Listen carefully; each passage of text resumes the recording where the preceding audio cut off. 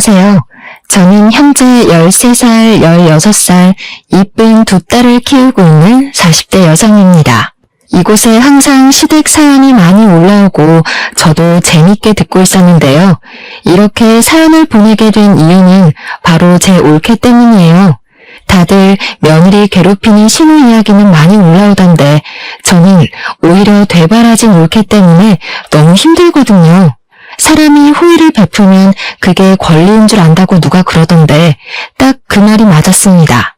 속으로 수십 번 신우짓 하지 않겠다고 다짐했고 또 참아냈지만 올케는 처음부터 자신의 권리를 우선시하며 저와 저희 엄마를 무시하기 일쑤였거든요. 어떤 사건들이 있었는지 천천히 말해드릴게요. 들으시고 여러분들의 의견도 한번 듣고 싶네요. 먼저 사연을 소개하기에 앞서 저희 엄마에 관한 이야기를 해볼까 해요. 저희 엄마는 정말 요새 드라마에서 나오는 모든 시집살이를 다 겪어내신 분입니다. 일단 할아버지 할머니를 모시고 살면서 1년 365일 하루도 빠짐없이 삼시세끼 밥을 다 차리셨습니다. 게다가 매일 동네분들을 잔뜩 불러오시고 손님상을 내오라고 호통을 치셔서 식사 시간 중간중간에도 쉴 새 없이 손님상을 내오고 차리셨습니다. 엄마는 엄마의 친정에도 가지 못했어요. 친정 부모님 생신날은 물론 명절 때도 친정에 갈 수 없었고 친정에 갈 수 있는 날은 오로지 음력 1월 15일 정월 대보름에만 뿐이었답니다. 평소에 할머니가 기분이 좋지 않은 날에는 괜히 집안일 음식에 대한 타박은 기본이었고 엄마가 어디를 아예 나가지 못하게 했어요. 제가 어릴 때 어린 엄마들끼리 한 달에 한 번씩 마을 회관에 모여 맛있는 음식도 해먹고 간단히 술도 마시고 하는 부녀의 모임이 있었거든요. 제 친구들의 엄마는 다 그 자리에 참석했지만 저희 엄마는 할아버지 할머니의 불호령 때문에 한 번도 참석을 못하셨습니다. 어디서 여자들끼리 모여서 밥을 먹고 술을 먹냐며 아주 천인공노할 짓거리 한다고 엄마는 절대 가지 말라고 하셨답니다. 한 번은 엄마가 감기에 심하게 걸리셨는데 할아버지 할머니의 시집살이로 쉬지 못하고 계속 일을 하시니 귀에서 진물이 나왔대요. 처음에는 이러다가 말겠지 했는데 진물이 계속 나고 색도 노랗게 변해서 할머니께 병원을 가봐야겠다고 하니 할머니는 이런 것쯤은 금방 낫는다고 하며 병원을 못 가게 일부러 이것저것 일을 시키셨다고 해요. 다음 날에도 할머니는 병원을 가지 못하게 갖가지 수단과 방법을 다 쓰셨어요. 그렇게 한 달 정도 지나자 진물이 안 나오긴 했는데 문제는 그 뒤로 소리가 잘 들리지 않았답니다. 그래서 할아버지나 할머니가 부르셔도 잘 듣지 못했죠. 하루는 제가 학교에 갔다가 왔는데 할머니가 엄마의 뺨을 때리고 시어미를 무시하냐며 소리를 지르고 계셨습니다. 엄마는 그런 할머니한테 아무 소리 못하고 무릎 꿇고 죄송하다고 울고 계셨어요. 무슨 일인가 하고 보니 할머니가 엄마한테 물을 가져오라고 부르시는데 엄마는 부엌에서 식사 준비한다고 듣지 못했대요. 그래서 할머니가 화가 나서 부엌으로 쫓아가서는 엄마의 뺨을 때리셨다고 해요. 그때가 저 초등학교 1학년이었는데 어린 마음에 너무 놀라서 그 모습을 보자마자 바지에 실수했어요. 실수하는 제 모습을 보시고 할머니는 엄마에게 딸년 교육을 얼마나 멍청하게 했으면 아직도 똥오줌을 못 가리냐며 더 크게 화를 내셨답니다. 흔히들 며느리 사랑은 시아버지라고 하죠. 그러나 우리 집은 아니었습니다. 할아버지도 만만치 않으셨어요. 엄마가 조금이라도 식사 준비가 늦어지면 할아버지는 불같이 화를 내셨습니다. 그리고 항상 뜨거운 국만 드시고 식으면 국을 드시지 않았어요. 그런데 식사를 하다 보면 당연히 국이 식기 마련이잖아요. 할아버지의 국이 식으면 엄마한테 국을 다시 뜨겁게 데워달라고 하셨습니다. 그뿐만 아니라 중간중간에 반찬이 비면 반찬을 가져오라고 하시고 물은 또 찬물만 드셔서 미리 꺼내두면 물이 미지근해지니 드시기 직전에 물을 드려야 했어요. 그래서 엄마는 식사 자리에 다 같이 앉아서 드셔본 적이 거의 없습니다. 다들 드시고 나서 이제 엄마가 밥을 제대로 한술 뜨시면 이번에는 과일을 내오라고 하시는 통에 엄마는 항상 3분이면 식사를 다 마치셨답니다. 또 제사를 목숨보다도 더 귀하게 여기셔서 무슨 일이 있어도 제사는 반드시 지내야 했죠. 문제는 제사상은 반드시 며느리가 차려야 한답니다. 할아버지 말로는 그게 법이래요. 엄마 역시 제사를 중요하게 생각하시는 분이라 평소에 제사 지낼 때 힘들긴 해도 큰 불만은 없었대요. 단 한 번 제 남동생이 태어난 해만 빼고요.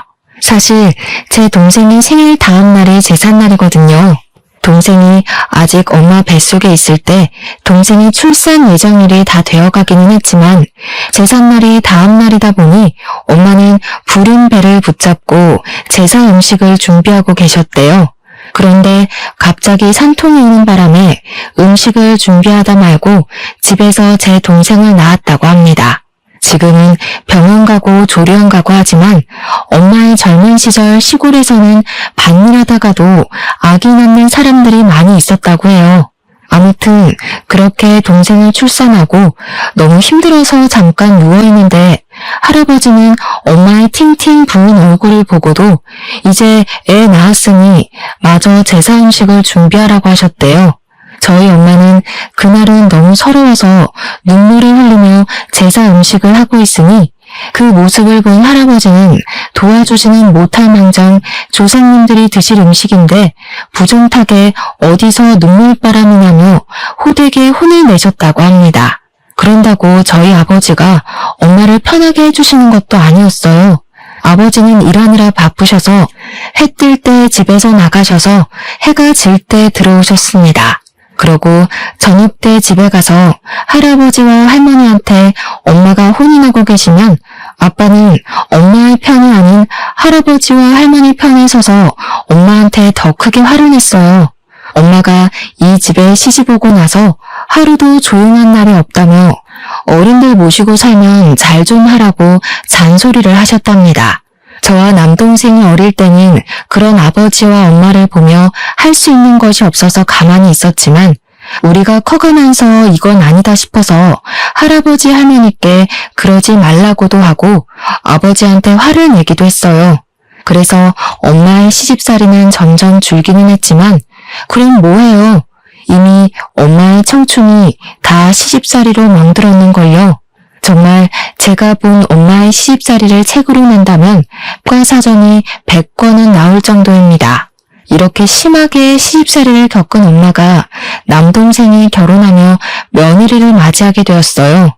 우리 엄마는 본인은 시집살이를 심하게 겪었지만 엄마는 절대 며느리에게 시집살이를 시키지 않고 딸처럼 대해줄 것이라고 하셨습니다.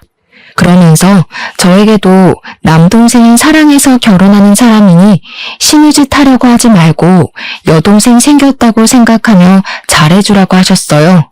저 역시 올케도 이제 우리 식구인데 올케를 괴롭게 하거나 군기 잡을 생각조차도 하지 않았기에 엄마의 말씀에 동의하며 요새는 시누짓을 하거나 시어머니 노릇하려고 하면 큰일 난다고 했습니다. 올케는 옆 동네가 친정이고 결혼 후에는 저의 집에서 걸어서 10분 거리에 있는 내의 아파트에서 살고 있었어요. 사실 올케가 잘 웃거나 하지 않고 말도 거의 하지 않는 성격이라 첫인상은 별로였지만 회사에 다니면서 바쁠 텐데도 엄마한테 전화도 자주 하고 일주일에 한 번씩 남동생과 함께 엄마한테 가기도 하고 하더라고요. 솔직히 친정집이 우리 집에서 20분 거리이지만 딸인 저도 2주일에 한 번씩 가는데 며느리가 딸인 저보다 더 자주 가서 엄마의 말벗이 되어주니 참 고마웠어요. 올케가 무뚝뚝하고 차갑게 보여도 엄마를 잘 챙기는 것 같아서 정말 보기 좋았습니다.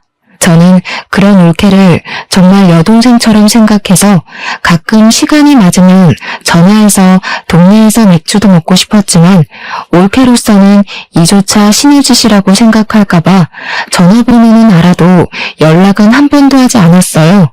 엄마 집에서도 음식은커녕 설거지조차 한 번도 시키지 않았고 올케가 설거지하라고 하면 제가 잽싸게 가서 못하게 했습니다. 저와 엄마는 올케에게 시댁도 친정이라고 생각하라고 하며 맛있는 음식을 먹고 쉬고만 갈 수 있게 했어요. 남동생이 결혼한 지 한 달이 지난 어느 날 올케가 임신했습니다. 올케는 입덧도 심하고 몸이 너무 힘들다며 다니던 회사를 관뒀어요. 솔직히 올케는 회사가 야근도 거의 없고 월급도 많이 주고 아빠들에게도 육아휴직을 줄 정도로 복지가 정말 좋은 곳을 알고 있었는데 퇴사를 한다니 조금 아깝더라고요. 하지만 저 역시 두 아이 임신했을 때 정말 우울하고 너무 힘들었기에 올케의 그런 선택을 지지했답니다. 올케는 그 뒤로는 힘들고 입덧한다는 이유로 집에만 있었어요. 가끔 우리 엄마가 반찬을 많이 하셔서 올케한테 잠깐 올 수 있냐고 해도 올케는 힘들다는 이유로 가지 않았습니다. 그래서 제가 엄마의 반찬을 받아서 올케에게 전달해주곤 했는데 그때마다 올케는 나가기 힘들다고 그냥 집 앞에 반찬을 두고 가라고 했어요. 저와 엄마는 올케가 임신한 뒤로 2달 동안 아예 얼굴도 보지 못했답니다. 그러다가 엄마의 생신이 다가왔어요. 올케에게는 결혼하고 처음으로 맞이하는 엄마의 생신이었습니다. 저는 원래 하던 대로 아침부터 미역국을 끓이고 엄마가 좋아하는 잡채와 갈비찜을 만들고 케이크를 사서 엄마의 생신 파티를 하러 저녁에 친정으로 갔어요. 저는 다른 날은 몰라도 이날은 올케가 올 줄 알았습니다. 그런데 올케는 오지 않고 남동생만 오더라고요. 왜 너 혼자 왔냐고 했더니 올케가 힘들어서 못 오겠다고 했다고 하는 겁니다. 저는 도대체 얼마나 힘들길래 시어머니의 첫 생신도 오지 못하나 하는 생각이 들었어요. 엄마 역시 살짝 실망한 표정을 지으셨어요. 그래도 엄마는 아무 말 하지 않고 제가 해온 음식들과 남동생이 사온 소고기를 드시며 우리끼리 즐겁게 지냈습니다. 그런데 생각하면 생각할수록 좀 이건 아니다 싶더라고요. 올케가 임신했으니 생신상은 애초에 바라지도 않았고 힘들면 못 올 수도 있기는 한데 인간적으로 어머니 생신인데 전화는 한 통 해야 하는 거 아닌가요? 그런데 올케는 전화조차도 하지 않았습니다. 이번에는 올케가 괘씸했지만 그런다고 제가 여기에 대해서 올케한테 직접 말하면 신우짓한다고 오해할 것 같았어요. 그래서 아무 말 하지 않고 있다가 생신 파티를 마치고 집에 가는 길에 남동생에게 올케가 그렇게 많이 힘드냐고 물어봤습니다. 남동생은 아직 입덧도 있고 허리도 끊어질 듯 아파한다면서 집에서도 그냥 누워만 있다고 했어요. 저 역시 임신했을 때 입덧도 심하고 허리 통증이 심했던 터라 올케가 아주 힘들긴 하겠더라고요. 그래서 뭐라고 하려다가 참고 동생에게 회사 다니느라 바빠도 올케 잘 챙겨주라고 했습니다. 다음날 남편은 출근하고 아이들은 학교에 간 후 집안일을 하고 커피 한 잔을 하며 지인들과 친구의 SNS를 구경했어요. SNS를 보고 있는데 올케가 추천 친구 목록에 뜨더라고요. 그래서 한번 들어가 봤는데 입덧이 심하고 허리가 끊어질 듯 아프다고 했던 올케가 친구들과 호텔로 놀러가서 찍은 사진이 있는 거예요. 심지어 이 사진을 올린 시간을 보니 바로 어제 우리가 엄마의 생신 파티를 할 때 사진을 올렸습니다. 그리고 사진 밑에 쓴 글을 보니 1박 2일 동안 오랜만에 친구들과 놀러가서 행복하다고 적혀 있었어요. 그 사진과 글을 보니 너무 황당하더라고요. 그래서 바로 올케한테 전화를 걸었습니다. 올케가 바로 전화를 받길래 지금 혹시 어디냐고 물었어요. 올케는 아주 당당하게 지금 여행 중이라고 말하더라고요. 올케, 어제 우리 엄마 생신이던 거 알고 있어? 어머니 생신인 것은 알고 있었는데 친구들과 여행이 오래전부터 계획되었던 거라서요. 그래서 여행 왔는데 무슨 문제 있나요? 동생은 올케가 입덧도 심하고 허리도 아파서 누워만 있다고 했는데 이렇게 여행 간 사진 보니까 그다지 기분이 좋지는 않네. 여행은 오래전에 친구들과 계획했으니까 그렇다 치고 엄마한테 전화라도 한 통 하지 그랬어. 설마 형님 제가 며느리라고 시어머니 생신상 차리라고 시키시려던 건 아니죠? 요새 시대가 어느 시대인데 며느리가 시어머니 생신상 차리고 그래요. 그리고 전화는 하려고 했는데 어머니가 오전 오후에는 밭일 하시느라 바쁘시고 저녁 때는 가족끼리 생신 파티 하는데 제가 괜히 흐름 깰까봐 못했어요, 형님. 저 지금 친구가 불러서 전화 끊을게요. 저는 올케의 말을 듣고 제가 40대라서 요새 젊은 사람의 생각을 이해 못하나 싶었습니다. 그냥 있으려다가 엄마도 이 사실을 알아야 할 것 같아 엄마한테 전화해서 사실 올케가 지금 여행 중이었다고 했어요. 그랬더니 엄마는 그냥 한숨을 쉬시면서 아기 낳으면 이제 자유롭게 어디 가지도 못할 텐데 괜히 이러쿵저러쿵 하지 말고 그냥 조용히 있으라고 하셨습니다. 엄마가 그냥 있으라니 가만히 있기는 했는데 솔직히 올케의 이런 행동이 이해가 전혀 되지 않더라고요. 뭐라고 더 하면 올케가 신우짓을 한다고 생각할까봐 뭐라고 하지도 못하고 그냥 조용히 있었답니다.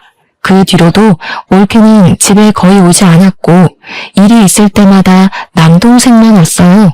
엄마는 임신한 올케가 불편할까봐 전화조차도 올케에게 하지 않았고 무슨 일이 있어도 항상 남동생에게만 전화했습니다.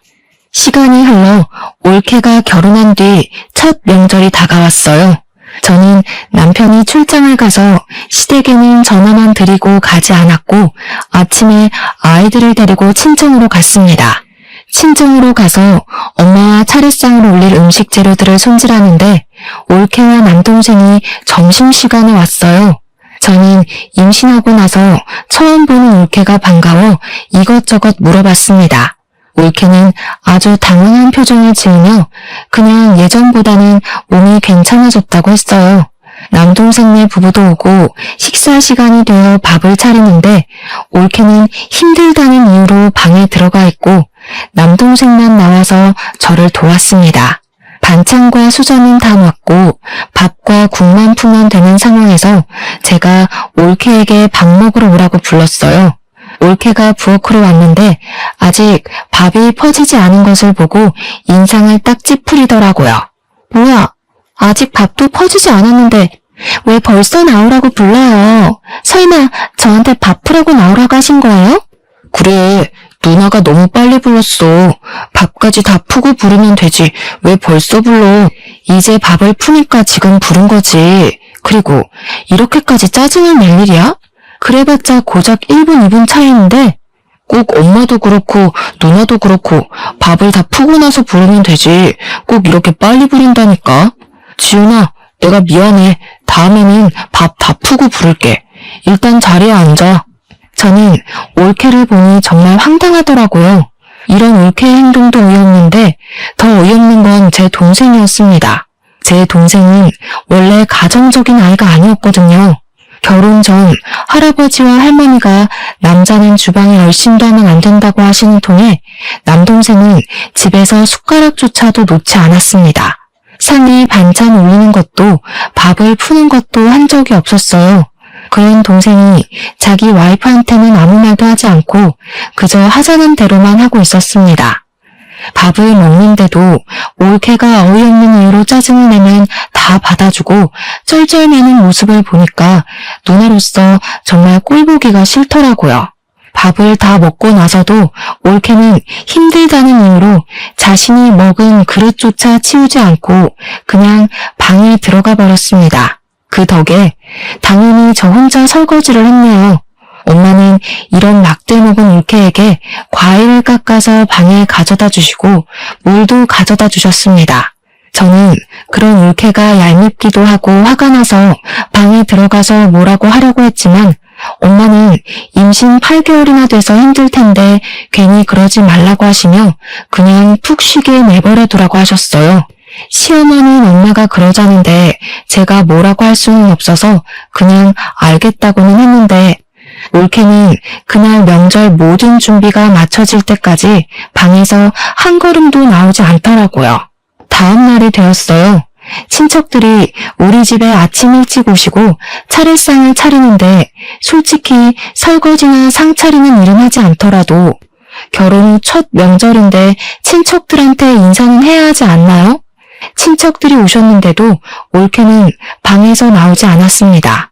일부러 제가 올케를 크게 불렀는데 남동생은 잠자리가 바뀌어서 어제 잠을 한숨도 자지 못했다며 그냥 쉬게 두라고 하는 거 있죠. 전 그래도 동생의 말을 무시하고 계속 친척들 왔다고 하며 올케를 불렀습니다. 올케는 잠옷을 입고 머리는 부스스해서 나오더라고요. 저는 올케에게 아무리 힘들어도 친척 어른들 오셨으니 인사는 하라고 했더니 마지못해 고개만 까딱하고 다시 들어가려는 겁니다. 참다 못한 제가 임신해서 아무리 힘들어도 시어른들 오셨으니 와서 같이 있으라고 하며 한 소리 했습니다. 저는 친정에서 차례상을 한 번도 차려본 적이 없어요. 그리고 솔직히 말해서 이 차례상이 형님네 조상들을 위한 것이지 제 조상을 위한 것은 아니잖아요. 저는 얼굴 한 번 못 본 조상들인데 제가 이 조상들을 위해 상을 차려야 하나요? 며느리라는 이유로요? 그래, 올케 말이 다 맞기는 하는데 내가 언제 너한테 차례상 차리라고 했어? 조상님들은 올케가 얼굴도 못 봤으니 그렇다 치고 지금 여기 오신 친척 어른들께 인사를 할 수 있는 거잖아. 아니야? 누나, 지금 신우짓 하고 있는 거 알아? 솔직히 지은이 말이 다 맞지, 안 그래? 지은이는 솔직히 이 집 핏줄도 아닌데 며느리라는 이유로 굳이 상 차릴 필요 없지. 꼰대같이 왜 그래? 뭐? 꼰대? 지금 나만 이 상황이 이해되지 않는 거니? 솔직히 내가 네 와이프한테 설거지를 시켰니? 음식을 장만하라고 했니? 네 와이프 말대로 내 조상이니까 내가 음식 장만 다 했고 상도 내가 다 차린다고. 그런데 결혼 후 첫 명절이고 친척들은 결혼식 이후 처음 뵙는 자리인데 방에서 나와보지도 않고 저러고 있는 게 말이 돼? 아유, 희진아, 그만해라. 지은이도 임신하고 했는데 힘들겠지 뭐. 그냥 지은이는 들어가서 쉬고 우리끼리 하자꾸나. 올케는 그냥 방에 들어가 버리고 아버지와 엄마는 친척들에게 지금 임신해서 너무 힘들어서 그러니 이해해달라고 했습니다. 친척들은 부모님께 며느리가 아주 사람 잡겠다며 농담식으로 이야기하시는데 정말 기분이 좋지 않더라고요. 차례가 끝날 때까지 올케는 방에서 아예 나오지 않았고 차례가 끝나자마자 기다렸다는 듯 남동생과 자기 친정으로 휙 가버렸습니다. 그렇게 어이없는 명절이 끝나버렸답니다. 명절이 지나고 한 달 정도나 흘렀으려나요? 올케의 친정엄마가 돌아가셨다는 연락을 받았습니다. 사실 올케의 아버지는 이혼해서 연락되지 않고 엄마와 둘이서만 살았는데 그런 엄마가 돌아가셨으니 얼마나 힘들겠어요. 그래서 저는 소식을 듣자마자 바로 장례식장에 갔습니다. 올케는 지금 임신 9개월 차라서 배가 많이 불러있는 상황이었어요. 걷기도 힘든지 걸을 때마다 뒤뚱거리며 통곡을 하는데 정말 너무 안타깝더라고요. 그런 올케를 보면 눈물이 자꾸 나서 장례식장에서 친언니처럼 하나하나 챙겨주고 도와주었습니다. 우리 엄마도 엄마와 둘이서만 살아서 각별할 텐데 돌아가셨으니 얼마나 힘들겠냐고 하시며 장례식장에서 손님 맞이도 직접 하시고 올케와 같이 3일 밤을 지새웠어요. 그렇게 무사히 사돈 어르신의 장례식을 마쳤습니다. 장례식을 마치고 일주일 정도가 지났어요. 저는 장례식 후에 올케한테 고맙다는 전화가 올 줄 알았습니다. 그런데 전화가 한 통도 없더라고요. 저는 그렇다 치고 엄마는 3일 동안 같이 장례식장에서 밤을 지새웠는데 엄마한테조차 아무 연락이 없었대요. 솔직히 서운하긴 했지만 지금 출산을 앞두고 있기도 하고 엄마를 잃은 슬픔이 커서 그런가 보다고 이해하려고 했습니다. 그리고 2주일 정도 후에 조카가 태어났어요.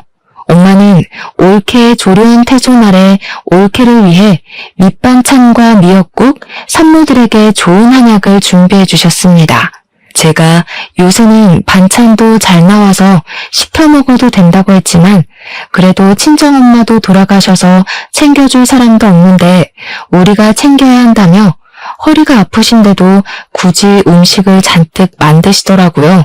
엄마는 밭일 때문에 가지 못하니 저한테 음식들을 올케에게 갖다 주고 시간 되면 올케가 좀 쉴 수 있게 아기도 보고 오라고 했습니다. 솔직히 이전의 올케 행동을 생각하면 하기가 싫었지만 제가 첫째 아이를 낳고 난 직후를 생각해보니 올케가 지금 얼마나 힘들까 하는 생각이 들었어요. 사실 저는 출산 직후 너무 힘들었거든요. 잠도 못 자고 밥도 제대로 못 먹고 밖에 나가지도 못하니 정말 사람이 이래서 정신을 놓고 미치는구나 하는 생각이 들 정도였습니다. 아기 분유 주다가 울고 자다가 울고 그냥 온종일 눈물만 흘렸는데 그때 그래도 엄마가 도와주셔서 잘 극복했던 것 같아요. 그런데 올케는 그렇게 도움을 주실 엄마도 없으니 얼마나 힘들까 하는 생각에 올케가 미운 마음은 일단 접어두고 엄마에게 반찬과 한약을 받아서 올케 집으로 갔습니다. 집에 가서 배를 누르려다가 조카가 잘 수도 있을 것 같아서 조심스럽게 문을 두드렸어요. 한 번, 두 번 두드리는데 나오지 않더라고요. 세 번째 두드릴 때 올케가 나왔는데 제가 문을 두드리는 바람에 조카가 잠에서 깼다고 짜증을 엄청 냈습니다. 물론 아기가 이제 막 잠들었는데 깨면 짜증이 나기는 하지만 아무리 그래도 그렇지 이렇게까지 화를 내나 싶었어요. 진짜 욕이 목구멍까지 올라왔지만 지금 정말 예민할 때라는 것을 저도 잘 알고 있기에 일단 올케한테 미안하다고 한 후 엄마가 챙겨준 반찬과 한약을 건넸습니다. 올케는 밥도 잘 먹지 못하는데 웬 반찬이고 한약이냐며 저한테 신경질적으로 말했어요. 지금 아기 막 낳고 난 직후라 올케가 힘든 건 알겠는데 엄마도 아픈 허리 부여잡고 너 음식 먹인다고 이렇게 한 거야. 네가 엄마의 성의를 이렇게 무시하는 건 정말 아닌 것 같은데? 이 된장 냄새. 개도 안 먹겠다. 우리 집 깨끗한데 더러운 냄새 퍼지잖아요. 그러게 왜 쓸데없는 짓을 해서 사람 스트레스 받게 해요? 그냥 다 갖다 버리든가 해야지. 야, 너 진짜 너무한 거 아니니? 우리 엄마는 너를 진짜 딸처럼 생각했어. 정말 설거지, 음식 한 번 시킨 적도 없고 바란 적도 없었어. 이 음식들도 난 반찬 시켜 먹어도 되니 굳이 할 필요 없다고 했는데 엄마는 친정엄마도 돌아가셔서 챙겨줄 사람이 없으니 우리가 챙겨야 한다며 굳이 음식을 만드신 거야. 그런데 너는 지금 말하는 꼬락서니가 이게 뭐야? 진짜 보자 하니까 너무하네. 꼬락서니요? 와, 진짜 이렇게 신우짓 하고 싶어서 그동안 어떻게 참으셨대요? 설거지요? 며느리는 꼭 설거지 다 해야 해요? 아니 솔직히 우리는 남인데 설거지며 음식이며 그게 웬 말이에요? 신우짓? 그리고 우리가 남이라고? 정말 넌 그렇게 생각해? 너와 내 남동생이 결혼했어도 남남이라고? 그렇잖아요. 아니 시부모님이 나한테 돈을 주기라도 했어요? 아니면 이 집을 마련하는데 도움을 주기라도 했어요? 제 친구는 결혼하며 최소 1,000만 원, 많으면 몇 천만 원도 받으며 결혼했대요. 그런데 난 결혼하고 지금까지 시부모님께 땡전 한 푼도 받은 적이 없어요. 제가 시부모님한테 무슨 도움을 받기로 했어요? 아니면 돈을 받기로 했어요? 그런데 제가 왜 며느리 노릇을 해야 해요? 그렇게 생각한다는 거지? 지금 네가 한 말 우리 부모님께 다 말씀드려도 되니? 당연하죠. 얼마든지 말씀드리세요. 받은 것도 없는데 제가 왜 며느리 도리를 해야 하는지 모르겠네요. 솔직히 나이 몇 살 더 먹었다고 신우짓하는 거 너무 역겹네요. 그리고 제가 이런 더러운 된장 냄새 나는 거 처먹을 줄 알았어요? 착각하셨네요. 아줌마나 먹어요. 난 일단 더러운 음식 안 먹으니까. 올케가 저한테 아줌마라고 말하는데 순간 혈압 올라서 올케 뺨을 때려버렸습니다. 우리 엄마가 허리 아프신데도 불구하고 올케 먹여야 한다고 새벽부터 이 음식들을 만드셨거든요. 올케는 엄마의 그런 고생을 생각하기는커녕 더럽다고 갖다 버린다는데 정말 그야말로 화나더라고요. 제가 뺨을 때리니 눈을 흘기며 제게 막말하던 올케 눈에 눈물이 송골송골 맺혔어요. 저는 울든 말든 올케는 쳐다보지도 않고 그토록 깔끔한 채 하던 올케 집 거실 한가운데에 침을 쩍 뱉었습니다. 그리고 음식과 한약들을 다시 다 챙겨서 친정에 갔어요. 집에는 아버지도 계셨는데 아버지는 반찬과 한약을 왜 도로 가져왔냐고 하셨습니다. 그래서 조금 전에 올케와 나눴던 대화를 하나도 빼먹지 않고 다 말씀드렸어요. 아버지한테 다 이야기를 하니 남동생에게 전화가 오더라고요. 누나, 진짜 너무한 거 아니야? 지은이 지금 누나가 신우짓해서 스트레스 받아가지고 못 살겠다고 울고불고 난리 났어. 네 마누라야말로 너무한 거 아니냐? 솔직히 우리 엄마가 네 마누라한테 며느리라고 뭐 하라고 한 적 있었어? 그리고 결혼할 때 우리가 집 장만 못 해준 것은 사실이지만 솔직히 마누라도 혼수 준비 안 했잖아. 지금 집 못 해주고 돈 못 줬다고 시위하는 거야? 솔직히 지은이 말이 맞잖아. 우리 힘으로 집 장만하고 돈을 받은 것도 없는데 지은이가 왜 아무것도 받지 않은 부모님과 누나의 눈치를 봐야 하는 건데? 저는 남동생에게 더 뭐라고 하려고 했는데 아버지가 남매끼리 이게 지금 뭐하는 짓이냐며 화를 내셔서 일단 전화를 끊었습니다. 아버지는 집안 꼴 잘 돌아간다며 화를 내며 방에 들어가시고 엄마는 반찬과 미역국, 한약을 다 버리셨어요. 원래 우리 엄마는 음식을 버리는 것은 죄라고 생각하시며 상한 음식이 아니면 절대 음식을 버리지 않으시는 분이세요. 그런 엄마가 얼마나 화가 나셨으면 자신이 직접 만든 멀쩡한 음식을 다 버리셨을까요?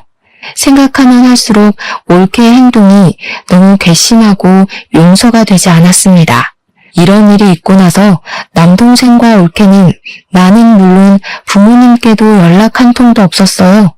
솔직히 이 상황이 이해가 가지 않지만 100번을 양보해서 올케의 말이 다 바르다고 해도 남동생은 부모님이 그동안 키워주고 이만큼 길러주셨는데 이딴 식으로 행동하는 것이 정말 용납이 안 되고 화가 났습니다. 하지만 부모님은 남동생과 올케의 막대먹은 행동에도 아무 말씀도 하지 않으시고 여전히 가만히 계셨어요. 그러다가 아버지의 칠순이 다가왔습니다. 아버지는 잔치는 원하지 않으셨고 그냥 가족끼리 좋은 펜션이나 호텔 잡아서 여행이나 가서 재밌게 놀고 오자고 하셨어요. 저는 남동생에게 이런 상황을 이야기하려고 했는데 전화를 받지 않아 카톡을 남겼습니다. 남동생이 다음날 전화를 했는데 자기들은 아이가 어려서 못 가겠다고 하더라고요. 그럼 아버지의 칠수는 어떻게 할 거냐고 했더니 자기들은 그냥 있을 테니 우리 가족끼리 부모님을 모시고 가라는 거예요. 남동생에게 어떻게 아들이 돼서 그럴 수 있냐고 하며 뭐라고 했습니다. 누나, 솔직히 우리 결혼하면서 내가 부모님께 돈을 받았던 것도 아닌데 이렇게 강제로 여행 가는 건 아니잖아. 그리고 요새 지은이도 아기 보느라 너무 힘들어. 잠도 못 자고 밥도 못 먹고 정말 눈만 뜬 시체같이 살고 있다고. 그니까 우리한테 여행 가라고 강요하지 마. 야, 네 마누라만 아기 낳았냐? 나도 낳았고 엄마도 낳았어. 다 그러면서 엄마 되는 거야. 오버 좀 하지 마. 그리고 결혼할 때 우리 집에서 돈도 못 주고 집도 못 마련해줬다는 이유로 부모님이 며느리한테 무시당하면서 살아야 하니? 솔직히 부모님이 네 마누라한테 집안일을 시켰니 막말을 했니? 그리고 피가 안 섞인 남남이라고 해도 지인이고 친구면 생일 축하해주는 건 당연한 거야. 알겠어? 그니까 너도 이번엔 헛소리 하지 말고 꼭 와라. 알겠냐? 저는 남동생에게 협박하듯이 반드시 이번엔 오라고 하고 끊어버렸습니다. 그래도 남동생은 자기는 못 가겠다고 하며 부모님께 잘 말해달라고 문자가 왔어요. 저는 너무 열이 받아서 엄마한테 전화로 다 이야기했습니다. 엄마는 아버지가 이번 여행 때 중요한 이야기를 할 것이라며 반드시 저는 다 참석하라고 하셨다고 했어요. 무슨 중요한 말씀이냐고 했더니 이번에 아버지가 할아버지께 물려받은 땅을 팔고 2억을 받았다고 하더라고요. 아마 그 2억을 나누고 아버지 유산에 대해서 말씀을 하실 것 같다며 반드시 다 참석하라고 하시는 거예요. 그러면서 제가 또 이야기하면 신의 지신에 뭐네 할 수도 있으니 엄마가 직접 이야기를 하겠다고 하시며 저한테는 남동생에게 연락은 따로 하지 말라고 하셨습니다. 잠시 뒤 엄마한테 다시 전화가 왔는데 남동생 가족도 오기로 했답니다. 여행 장소는 조카가 아직 너무 어려서 멀리는 못 가고 여기서 1시간 거리의 바닷가로 정했고 날짜는 남동생의 일정에 맞춰서 아버지의 생신이 지나고 가기로 했어요. 아버지는 생신 때 제주도로 가고 싶으신 것 같았는데 아버지 뜻대로 하지 못하고 남동생의 눈치를 봐야 하는 이 상황이 짜증이 나더라고요. 일주일 정도가 지나 아버지의 생신날이 되었습니다. 사실 전날에 남동생과 올케에게 내일 아버지의 생신이니 저녁 때 부모님 집으로 오라고 했어요. 저는 아침 일찍부터 가서 엄마와 아버지의 생신상을 준비했습니다. 아버지가 좋아하시는 회를 떠오고 매운탕도 끓이고 미역국도 끓였어요.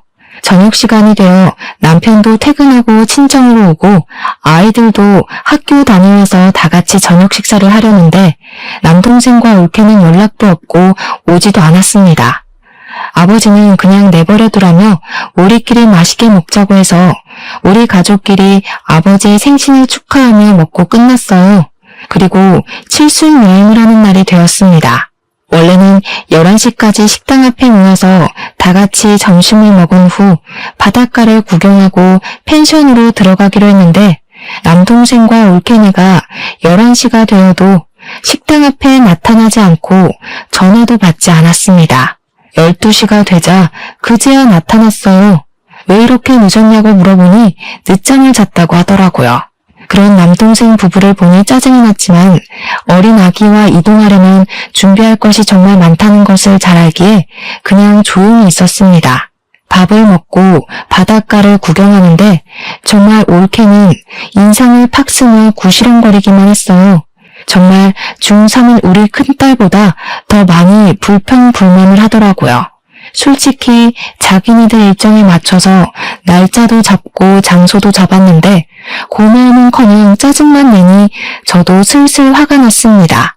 뭐라고 하려고 했지만 아버지가 그냥 조용히 있으라고 하셔서 가만히 있었네요.